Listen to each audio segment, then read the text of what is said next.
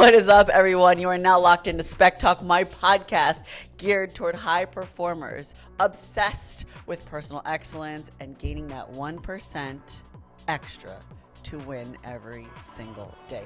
Now, I'm committed to bringing you the real badass talk about what optimizes health and performance for entrepreneurs, executives, athletes from all pillars of my high performance system. Now, I got the laptop out today because I don't want to miss a thing.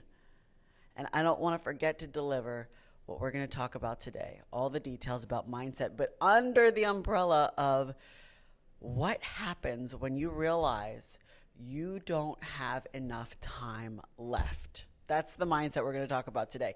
And I'm going to give you a little exercise at the end of the podcast to do that's going to get you to really get deep into the why you want to do things. Why do you say you want to do things, and what's going to keep you doing it? So when we talk about you don't have enough time left, what does that mean? Like I said in the intro, this is a real talk podcast, and those who want to get up into that 1% of their minds, their bodies, their careers, we realize that every second of every day matters.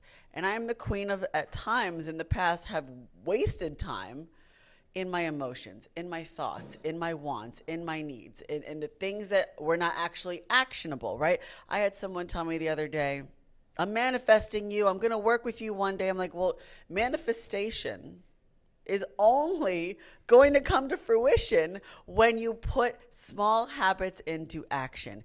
And when you sit there and put off what you aspire to do over and over and over again, you waste time. And there's just a lot of dead white space on your calendar and in your life. So while this topic sounds morbid, you don't have enough time left. Do you actually control the amount of time that you have on this earth? If you are unhappy with how you look, how you perform, how you move about the business world, if you're in business or in your career, why wait to take action? Why wait to move forward with something you've always wanted to do? And I'm going to give you a quick personal story before I get into this a little bit more. But my personal story is that I started competing as a figure competitor actually back in the day in 2016. I was 36 years old at the time, so I know you're all doing the math. And I remember teaching a lot of group fitness in my early 20s. If it wasn't high impact, it wasn't good enough for me, right? I did all the crazy stuff, and that took a toll on my body. But for the effort that I put out, that wasn't time wasted, but it wasn't efficient. I didn't have the body of my dreams. So for the next 12, 13 years, whatever it was, I just thought that, everybody in the world that has abs, it's genetics. It's actually a function of hard work and consistency and diligence. Long story short, we fast forward to when I'm 36 and I finally make a commitment to myself. And that commitment is to take myself seriously. So if you look at 12 years between, say, 25, or was the math, 36 and 24, right? If you look at those 12 years, what if I died unhappy? What if I just walked across the street and got hit by a bus at 30 years old? As morbid as that sounds, I want you to think, you don't really have time left. And it's going to be a little emotional, but one of my best friends just calls and she found out she has cancer of the lymph nodes, right? And I'm sitting there trying to be the strong one, thinking rationally, because all of her family members are emotional. And I could sit there and think, I don't have a lot of time with my best friend left. Or how am I going to put her in a state where when she talks to me, it's the breath of fresh air to keep going? What if I lose my best friend at 44 years old? And I know that brings this into a little bit of a damper right now. I know this makes this seem like a sad conversation, but really it's always through those emotional conversations where we get real that we realize we're selling ourselves short when we don't take action. And a lot of times people sit there and say, I want to do this and I want to do that. And luckily for my friend, she's lived an amazing life so far, and we're all hoping for the best. But what if you didn't pursue your dreams to run the marathon, or to lose the weight, or to wear that dress with pride, or to get that promotion, or whatever it is in your life? What if you didn't and you got that bad news? So while we're all hopeful and praying and we're all putting out good vibes and we're all going to be doing what we need to do as friends and family to those of our loved ones that could possibly not be here tomorrow, we also don't know where we're going to be. So with that being said, I want you to really think about the mindset of how much time do I have left and why am I waiting? The reason why I wanted to bring this topic of mindset on this angle up today is because I want to give you a few tools and things of what you can do and the way you can think to now start to shape what's holding you back and the plan to pull that out of the equation and get you on the path to action. So your current state right now, you need to get really real with. Another personal example. So I said I started competing when I was 36, and later that year, it was the first time I ever had abs after being in the fitness industry for 18 years, running around teaching step aerobics, cycling, whatever, because I thought I was invincible at 25. I can just go out and party on the weekends, drink my drinks, eat my deep dish pizza, and my deep dish, cookie sundae to go with it. But it negated all the work. And I was kind of unhappy for a long time in my career because I didn't have come to fruition the image of what people thought was fitness, which is a whole nother conversation for another day. But it's actually what I wanted for myself, not for what the image of fitness was. I wanted that accomplishment to feel self-efficacy. But I had to learn what was my current state. My current state was I was teaching X amount of classes a week, sometimes 2 to 3 a day, while working a full-time job as a strength coach. So those classes were part-time fun stuff. Like my friends and I, we taught, we had outings, and we genuinely had the best group of people doing the group fitness thing, right? But all that effort that went out, I had nothing to show for it at times where I wasn't diligent in other part of my life. So I had to realize that my current state was actually unhealthy with a guise of fitness. Because there's no reason why we should be drinking on weekends like a social club when we're supposed to be the epitome of fitness. And you know what? The best thing that happened to me was when my members would see me up on stage teaching and they'd realize, wow, you lose weight. And they were saying something to me about, wow, you look good. Well, shoot, I should have looked good this whole time. I'm supposed to be the example. So my current state was, I think this is happening just because of who and what I am, but the actions I was taking wasn't enough to get what I really wanted until I got to become 36 years old, had an opportunity to meet a coach that was going to take me to the next phase of my journey. And that was really what changed life for me. I realized in that moment when I made that decision, and I'll tell you what, it wasn't just a perfect storm of meeting her, but it was the perfect storm of just before then my blood work came back awful. And being like the perfectionist that I am, I couldn't have high cholesterol. I couldn't go down the path of my parents and other family. I just couldn't do that. I couldn't justify that to myself. And it scared the living daylights out of me. So, you're either running toward pleasure or running away from pain. And sometimes I feel like you're doing both. If you ask me, Christina, what is your biggest fear right now? Well, my biggest fear is being homeless. I mean, what else is, aside from dying, I'm like, what else could be miserable in life? To not have the accommodations and the things that I'm accustomed to. Well, what is your greatest dream? What could you run to as pleasure? Well, yeah, I live in a 35th floor penthouse that's 4,000 square feet, probably costs $8 million. You either run toward pleasure and you take action toward pleasure or run away from pain. At that point, my pain was physically not being able to do the things that I wanted to do as an athlete, as a strength coach, because I had let that go for a lot of reasons. I was so focused on everyone else. But my current state was so bad that until you look in the mirror and you say, I don't like the person that I see, how the hell did I get here? You have to go through the pain of that current state to figure out how you're going to make moves going forward. So then the second part is to define your goals. And if you had wild goals, I don't care, write them all down, 50, 100, put them in buckets. Maybe you have family goals, maybe you have career goals, maybe you have weight loss goals, whatever. Have all the goals in the world. Write them all down so you see them. And then there's a way to narrow it down to the best top 10 that you can really make moves on and retrofit that with the programming with respect to who do you need to have in your corner to guide you? What do you need to do every day? What can you commit to every day? So many of us struggle with the little things. But until you define your goals and you see that your current state and your goals and your actions in between are not congruent with either of those things meshing together, you realize you're just going to be a sitting duck, right?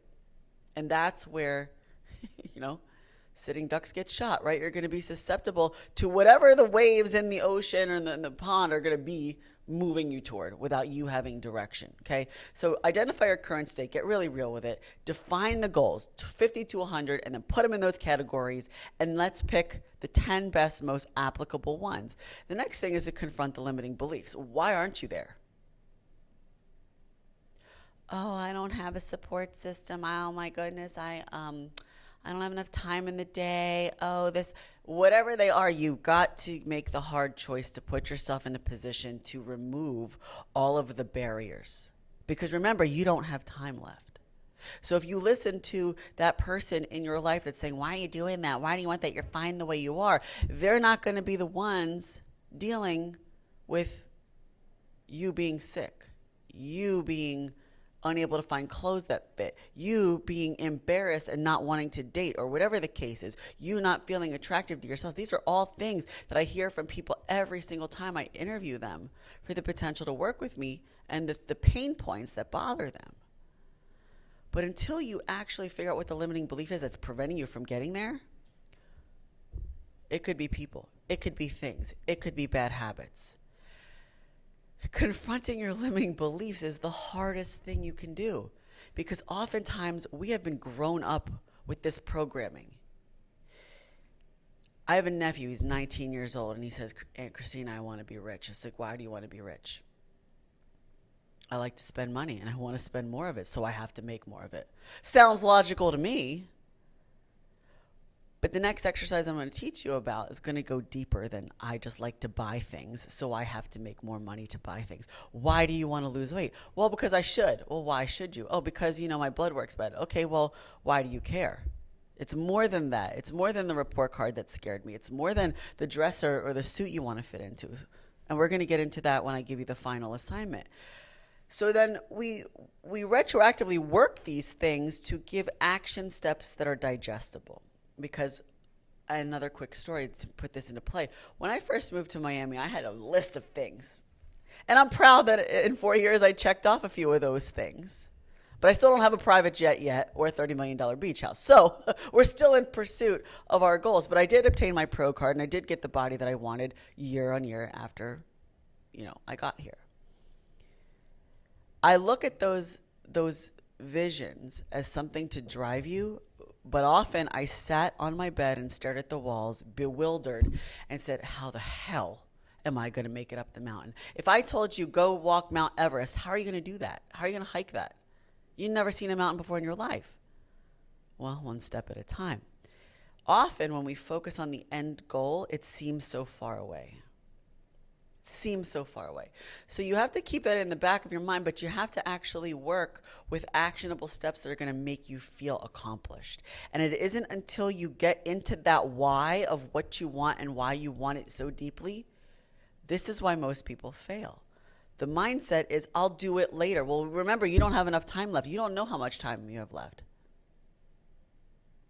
My dad's been smoking since he's been 16. Somehow he's alive at 78 and still kicking and happy. I never expected that. But then again, I have a friend at 44 that could die tomorrow, and we don't know.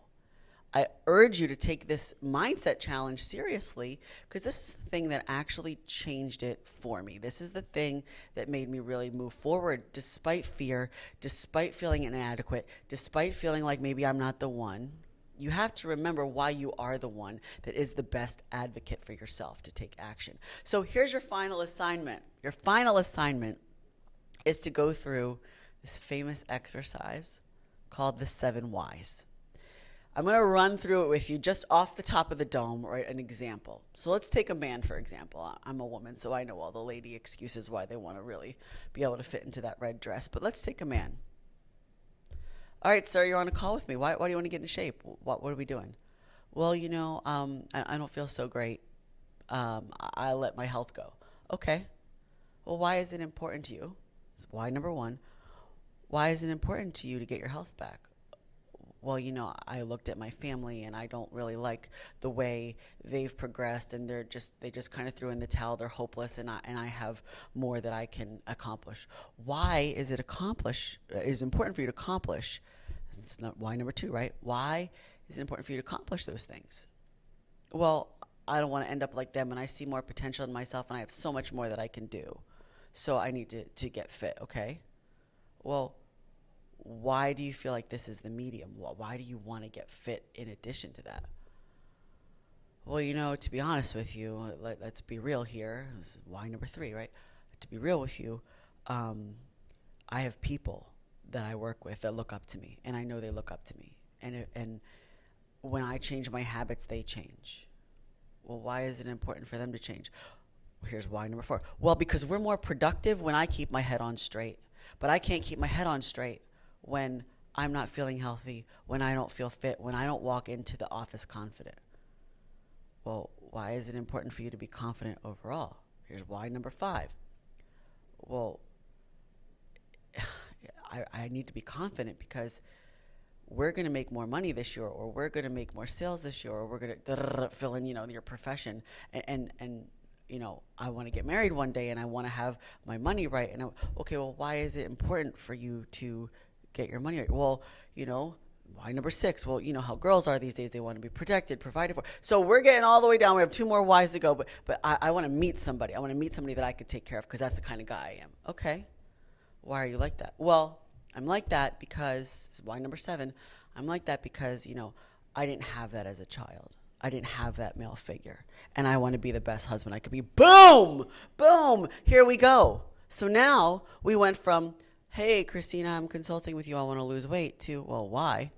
You give me the surface answer, you're going to get surface realizations. You get deep with me and you say, well, I ultimately want a family I could provide for, and I want to run a banging business and team or whatever it is that your job is, and I need my health to underpin that.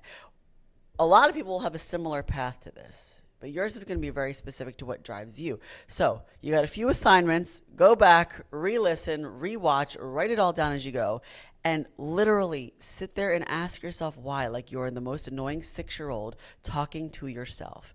And if you really embrace this exercise, if you really embrace the suck of going through the emotions of it, if you really get real, allow yourself to feel, I guarantee you, this will get you to change and get you to move in a direction where you seek and get the help that you need and want. You make actionable steps to make you feel confident that you're achieving and accomplishing something. And then all of those cumulative efforts will give you the opportunity to realize the dreams that you set out with in the first place. So listen, guys, thank you so much for listening today. I really appreciate your 20 minutes of time every week as we go through and add more podcasts to the repertoire. Want to say I'm always here for you if you need some help or guidance. Feel free to message me. The best place is email Christina@ChristinaSpecTalk.com, or Instagram is where I'm most active. And head over there, look at some of the new content we're putting out, tips, tricks, ideas, all of that stuff. And please feel free. I'm only one message away.